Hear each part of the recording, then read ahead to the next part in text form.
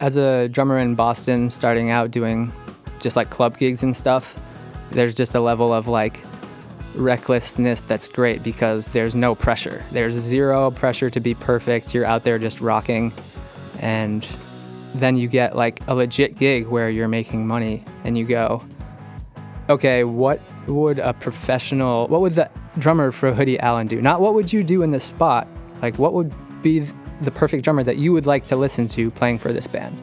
So then you go from there and make adjustments. And for me, it was just, I had to just make my backbeat stronger, just 2 and 4 as much as I could. A lot of the songs he played were just basic, like, breakbeat samples that a producer used. There was very rarely real drums on his record. It was a lot of just cool old like soul or like James Brown samples or something like that.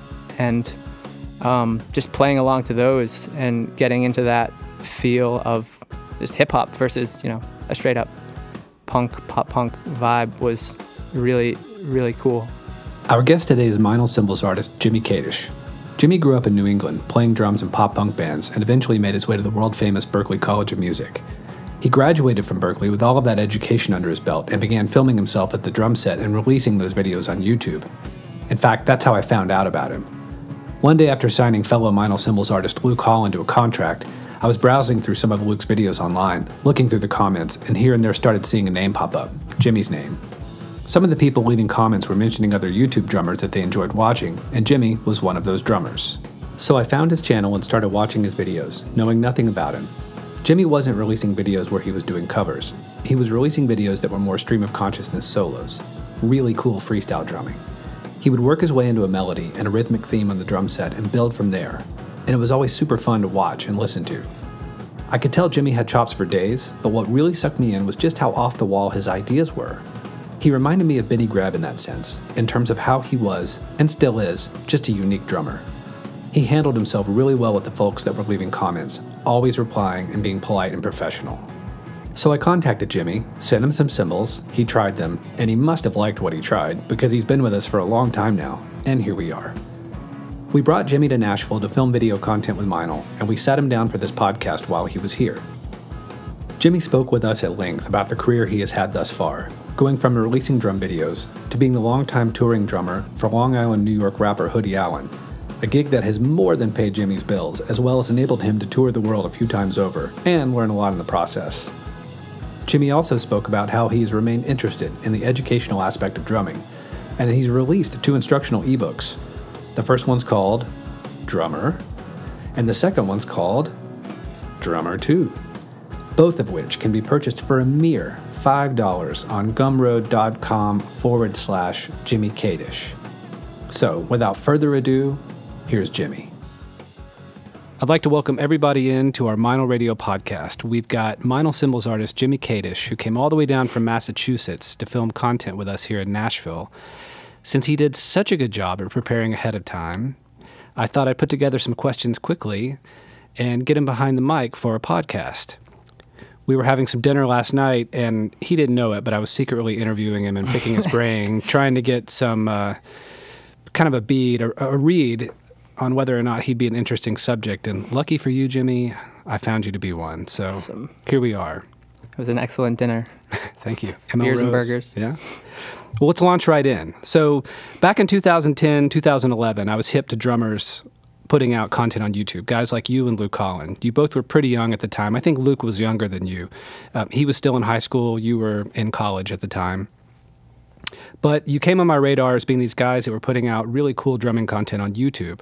And at the time, well, now looking back at it, it seems like it was pretty forward-thinking because not a lot of people were doing that then. Now it's this mad rush. Everybody has to have content on there.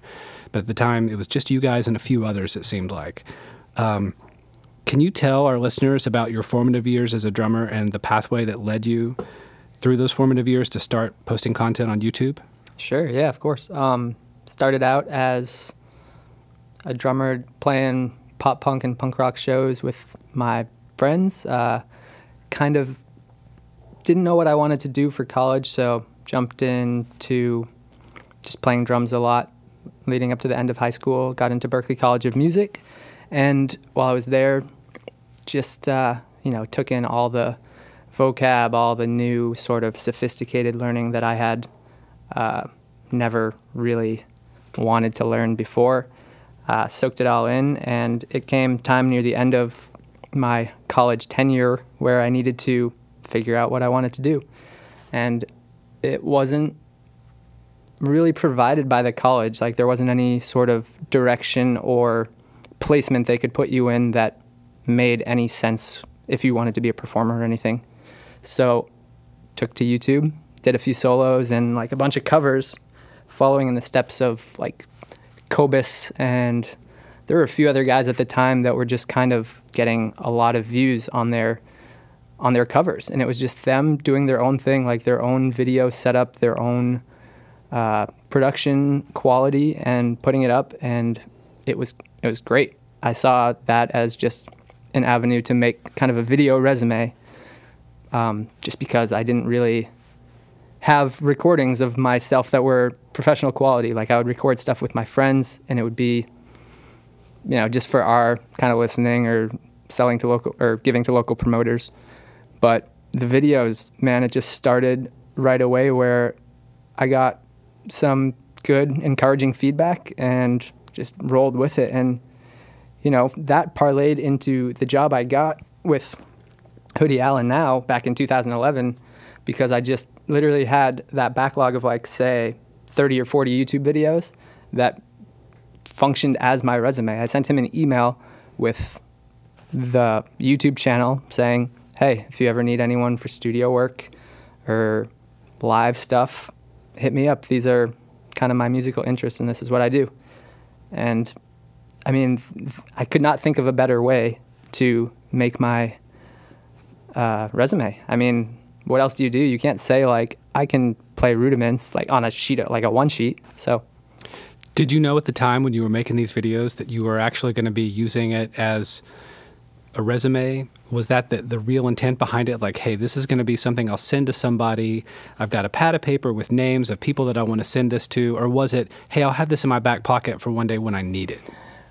To be honest, I initially just wanted I thought the videos were cool. I thought Kadesch's videos were awesome. I wanted to like do that. Mm-hmm. I was like, okay, this is cool. I'm going to set this up. And I realized what he did was, with all the angles, everything, it was like something I was not going to sink time into figuring out how to do. I had no video production skills. I didn't have a good computer, anything like that, whatever. But it turned into the resume just purely out of wanting to get a performance gig.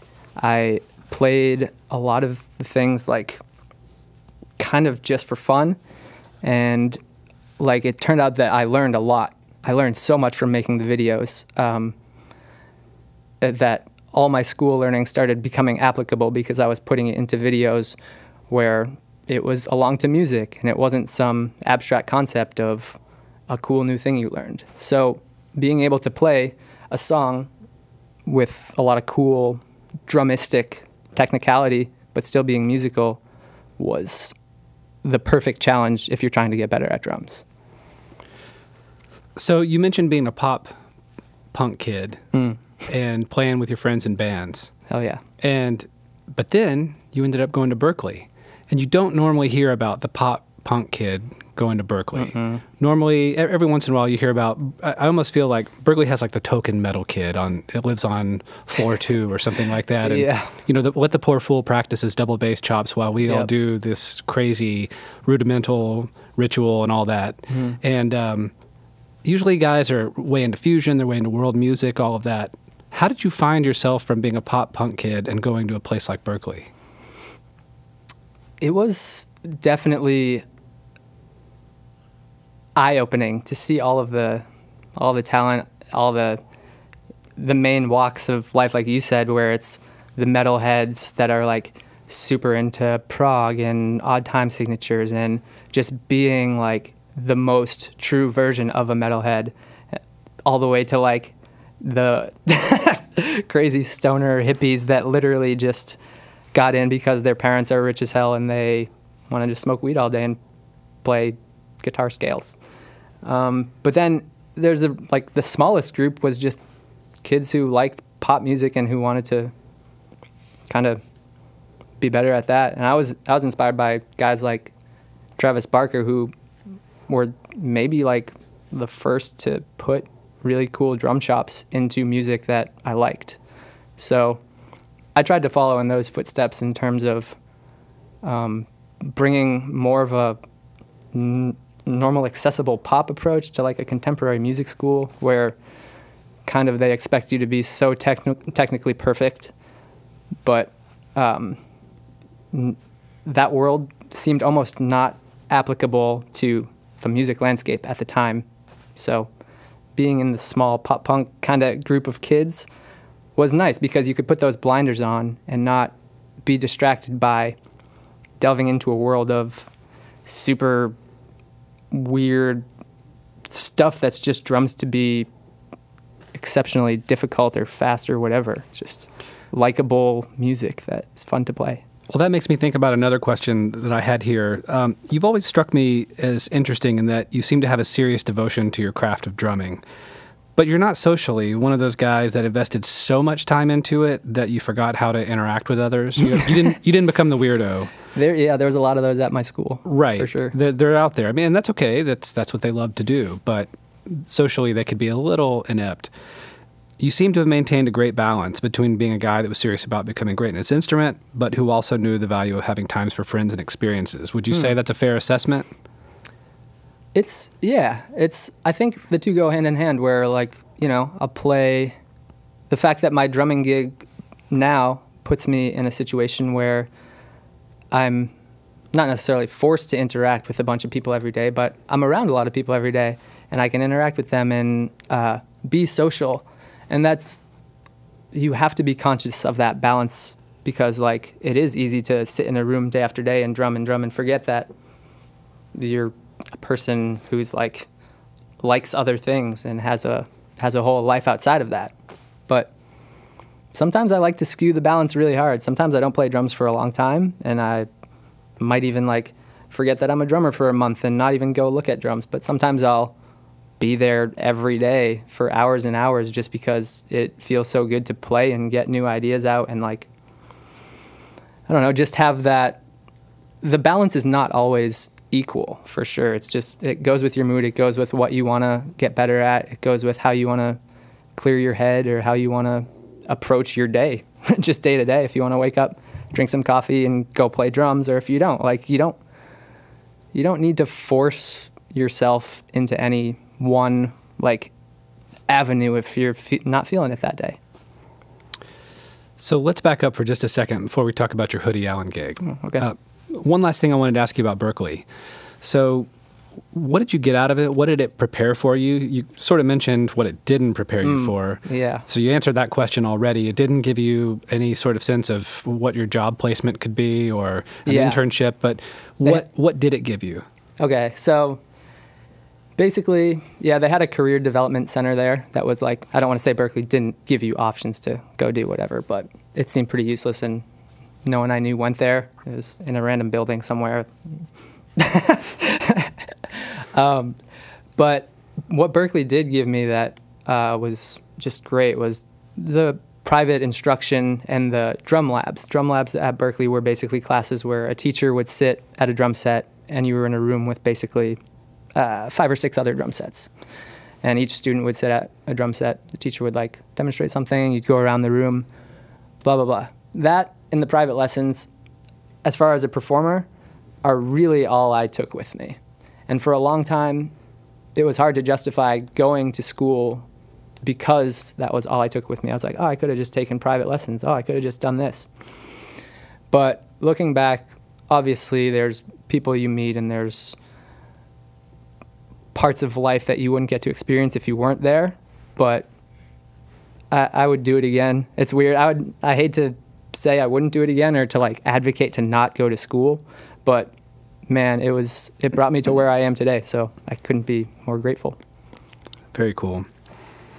Moving on to Hoodie Allen, you've been with him for about 5 years now, right? Yeah, like almost 7. Really? Almost 7? Yeah. Okay. So for anybody who doesn't know out there, Hoodie Allen is a rapper. He's from New York, correct? Yeah, Long Island, New York. Right. And I remember this is how far back Jimmy goes with Meinl. I remember being on the neighborhood playground after work one day, pushing my daughter in a swing, and she was little. She was falling asleep in the swing, and Jimmy calls me, and I pick up the phone, and he's telling me, "Hey, I'm tired of just gigging around Boston and doing YouTube videos. Like, I want to get a gig. I've got some ideas. Do you have any thoughts on the matter?" And I'm sort of scratching my head going, man, it's been so long since I've been in that scenario. And do you remember this conversation? Oh, definitely. Yeah. I was toiling, as they say, between what I wanted to do. Like, it was just such a time of kind of uncertainty for me where I knew I wanted to drum, but even if you say that, there's a million different avenues that spider out into what you could be doing with the drums or what type of gig you could be looking for. Well, I think we were on the same wavelength because I think that, if I remember correctly, I think that my thoughts on it were just, hey, why don't you tweet at people, make a list, like get a memo pad, make a list of artists, tweet at these guys and provide links. Mm-hmm. And you had, I guess, basically the same idea. Yeah. And Hoodie was one of those guys. Yeah, he was the first guy I went to. It was a thing where I had heard one of his songs in the car on just like a Pandora playlist that day.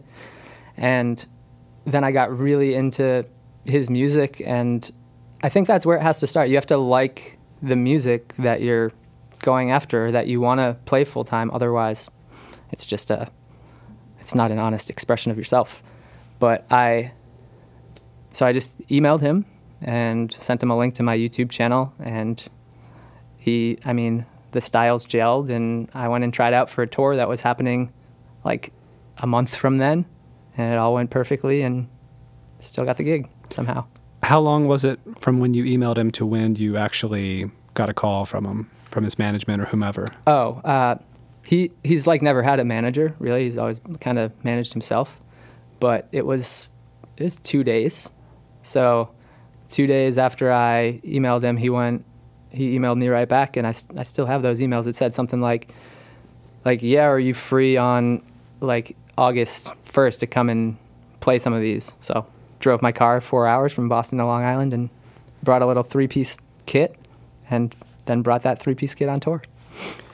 So you went from isolated drumming to a camera when you were filming videos. I know you were gigging with some bands around Boston at the time, but as far as what I knew, you went from isolated drumming to a camera to playing to audiences worldwide.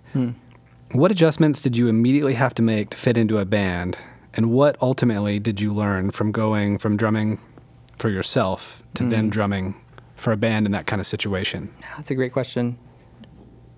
I think as a drummer in Boston, starting out doing just like club gigs and stuff, there's just a level of like recklessness that's great because there's no pressure. There's zero pressure to be perfect. You're out there just rocking, and then you get like a legit gig where you're making money, and you go, okay, what would the drummer for Hoodie Allen do? Not what would you do in this spot, like what would be the perfect drummer that you would like to listen to playing for this band.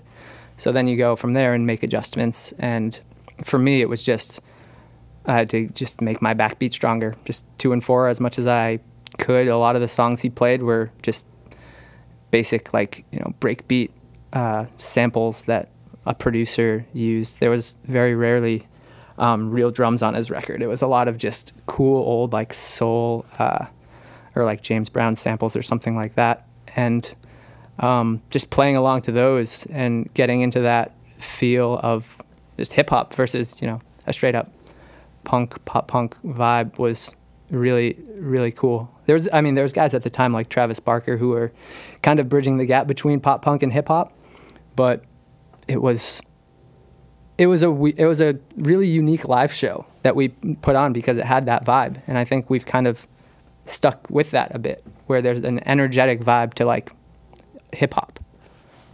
Well, you had never been on any kind of tour like this at all, right? Oh, no. So it had only been growing up playing drums, going to college playing drums for videos, for people to watch, gigging locally around Boston. Yep. Then you get on a gig that takes you around the country and around the world. Yeah. Generally speaking, there's a learning curve there, especially with how to act. Oh, and yeah. It needs to be said that you can have all the skills in the world, but if you're not a cool dude, people won't want to live on the road with you. That's 80% of the battle is being able to hang. The other 20% is the social skill, or the actual like technical skills. Yeah. So did you have a mentor or anybody, or maybe someone that they didn't even know they were a mentor, someone you took cues from, that you kind of learned how to carry yourself out there so that you weren't just this sort of wild card? Yeah. I think on the first few Hoodie tours where we were just in a van, like a conversion van, we were all wild cards. We didn't know what we were doing. We would make van call and drive to the next venue and be there like on time. I think I did like 9 shows for $600 or something, and that was my first taste of like, okay, you're around these people all the time, and it's a lot more than just the playing. It's a great lesson that, I mean, you already brought up, but as soon as it got to the point where we were on a bus and doing bigger shows and stuff like that, it became totally a thing where you are, yes, surrounded by people all the time, and you've got to love being out on the road, but at the same time, you can't let that deter you, like, oh, I'm going to be surrounded by all these people, and then feel that anxiety and be like, I'll never have alone time, blah, blah, blah, because you get so comfortable around that group of people because you're with them for months on end. And you can choose to do stuff by yourself. You don't always travel in groups, and it's not always like super hectic socially. So the music always still comes first. Like you want to put on a great show, and if you do, night after night, that makes the vibe in the bus so much better, and it makes being out on the road so much better when everyone's doing their job well and everything runs smoothly. Like, there's really nothing that beats being on the road when like a crew just like clicks. Have you been in a situation with Hoodie so far where maybe one guy gets hired, say it's a front of house guy, a lighting guy, could be a guitar tech, could be a musician. Mm-hmm. Some guy gets hired and they did a good job up front of impression management, mm-hmm. and then everybody gets to see the real person. Yeah, and multiple times. Okay, you've seen it. Yeah. So that's been your example of what not to do on the road. Oh, totally. My example of what not to do was, I mean, it seems like to get through, 10, 11 weeks with the same crew of, say, 12 people, by the time you hit week 5 or 6, man, you see the true colors of a lot of those people on the road. And some people get kicked off, and some people want to leave, and some people just stop doing their job well. And, you just try to avoid that. Like you said, like someone gives you a first impression or an impression from a friend of theirs that like gave them a cosign. You can't form your full opinion of that person right away. I've learned to not come right out and say, oh, this guy's great, I love this guy, you should hire this guy, because 6 weeks from now, he might be cursing at someone who's like a really important piece of what you're doing, and like just really kind of bringing your name down with him. So it's all about, don't make any weird sort of like cliquey ties with people. Like, be out there, have fun with your friends, and don't take any of it too seriously. So those were my bad examples of people on the road. But you asked earlier about more of like a mentor. Yeah, was there anybody that had maybe had any experience at all that you kind of looked to and picked up a few tips from? Definitely. There's one guy in particular I want to kind of mention by name. Give him a shout out, come on. His name's Curran Blevins. He was a crazy dude who was a drummer, played for I forget what his band was back in the day, but he was my first tour manager on a tour bus. So he taught me all the things about being on the road and how to function in like theater-sized venues and above and stuff like that. And I actually broke my foot on the road, and he took care of everything, and he just showed me that a tour manager is like, you're almost a parental figure, not like full-time. Obviously you're doing everything tied to the show and the day of show, but you've got 12 people that kind of look to you, maybe not so for advice, but for just direction as far as what to do during the day, or if you have questions, they're coming to you, and that person has to treat you with respect, or you have to treat them with respect. So he was just, I mean, the perfect person to have on your first tour, because he was really, really nice and helpful, and I don't know, just got lucky. I think everybody like can pick out that person in their little musical world though. Like there's someone you can go, yes, that guy. Sure, of course. So as a person who's so fiercely devoted to drumming and who maintains a career as a professional drummer, from the outside looking in, it seems that you don't chase the trappings of a professional drummer. Endorsements, clinics, advertisements. You think those are all trappings? Maybe trapping is the wrong word, but some of the things that can go along with being a professional drummer, where if someone gets to the point where they're actually playing professionally, making a career out of it, they might think, well, now's the time I need to go out and secure a drum endorsement, or I need to maybe get some ads in a magazine because I've earned it, that kind of a thing. I've seen that, trust me, as the artist relations manager, I've seen this thing a lot. And it's not a bad thing. It goes along with it. That's fine. There's lots of guys who do deserve that kind of a thing. And I'm not necessarily focusing on those who don't. It's part of it. There are some drummers out there who, despite being professional in their career, they make money playing drums, they tend to be kind of glory hounds. Some guys that do chase that a little bit, but you're not one of them. Oh, thanks, man. But I want to know why. Like, what is it, that makes you tick, that makes you decide not to pursue that stuff and spend your time just focusing on your craft? Personally, I think I'm still just at the level where I'm trying to get better. Like I know I'm a handful of years away before the way I play sounds like the way I want it to sound.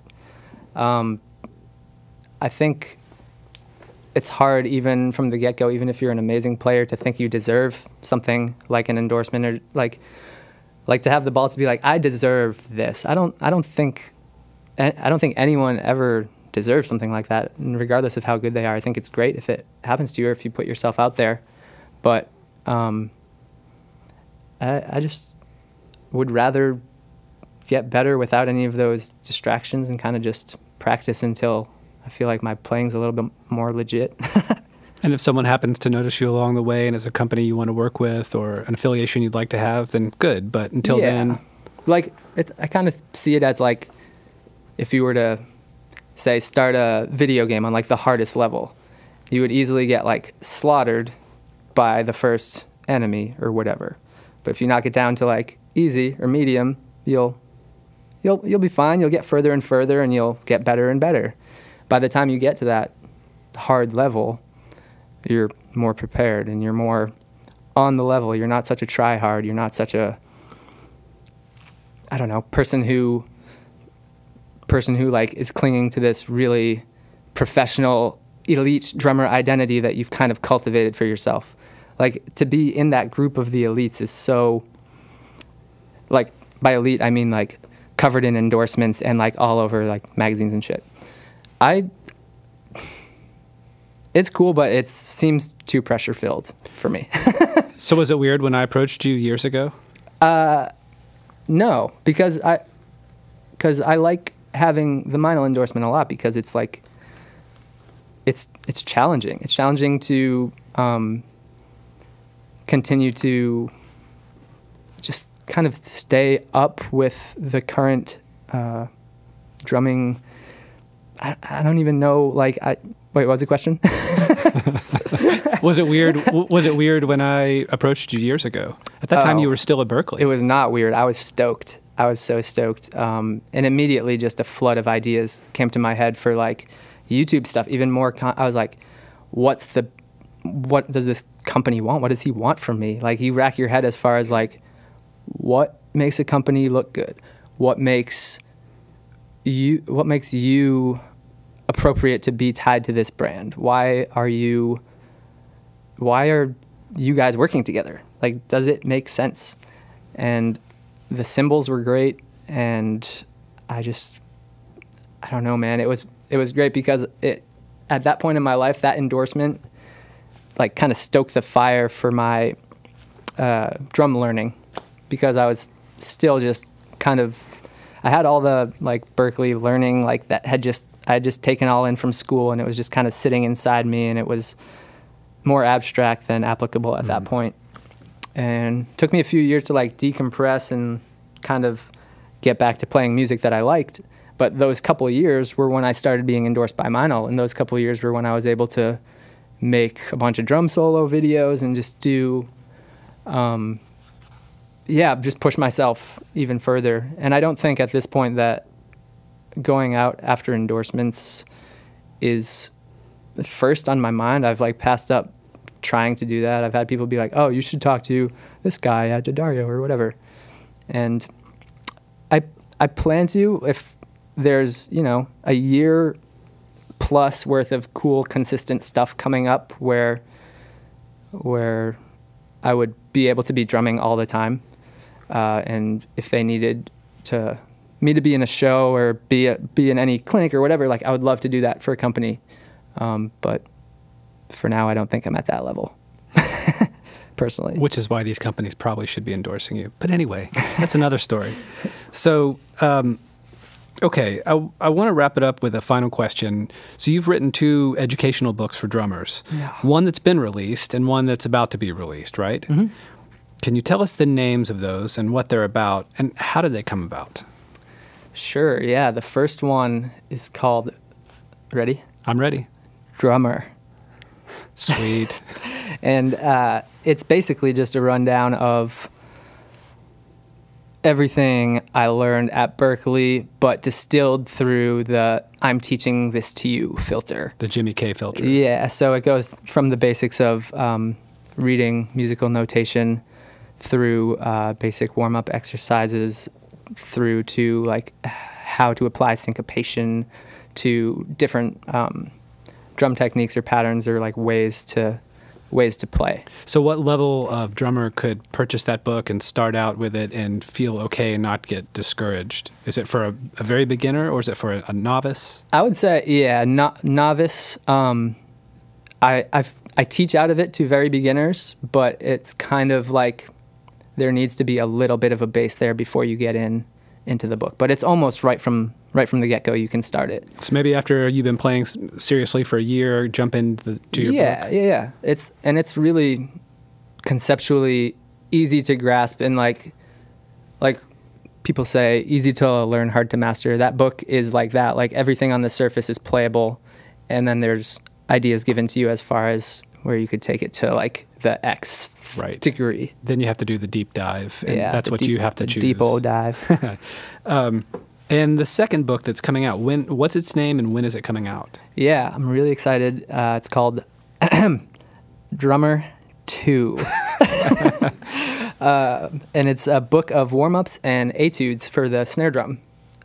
So that one, it's like an etude book, but it also has a lot of instruction as far as your approach and... So wait, I don't mean to interrupt, but I have to. So explain to those out there who don't know what an etude is. Because last night I was at dinner calling it an etude. Oh, yeah. And you were so polite. You kept jumping in and calling it an etude. And I think it's French. Yeah. And it means, what does that mean? It means like an exercise, or like an exercise that is musical but challenges you technically on your instrument.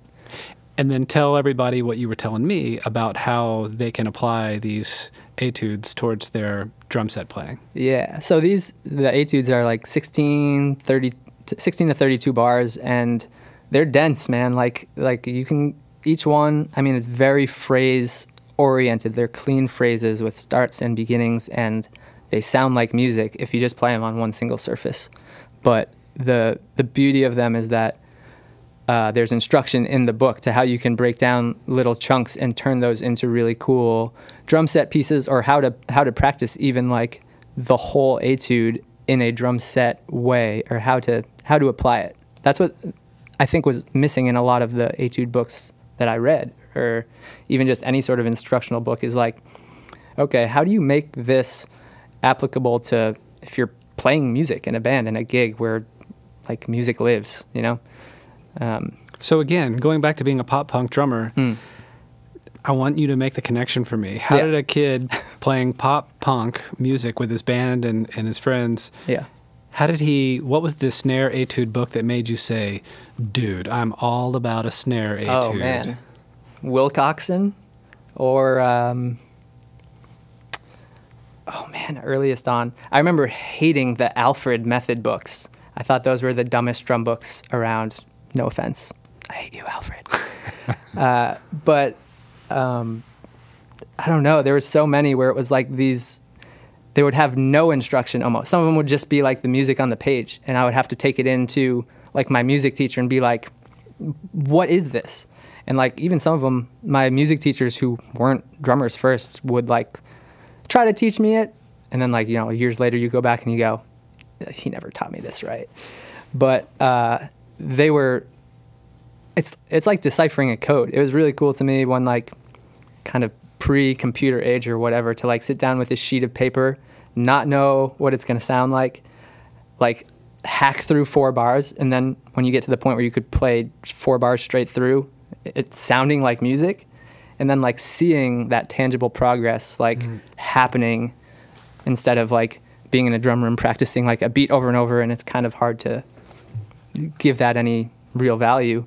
Like when you can flip pages through an etude book and just read it down the page, I love that. It was like, yeah, cracking a code or like solving a strategy game, puzzle. So where can these 2 books be purchased? Are they in hardcover form? Are they in downloadable? Yeah, they're in downloadable form. They're not printed yet just because they're I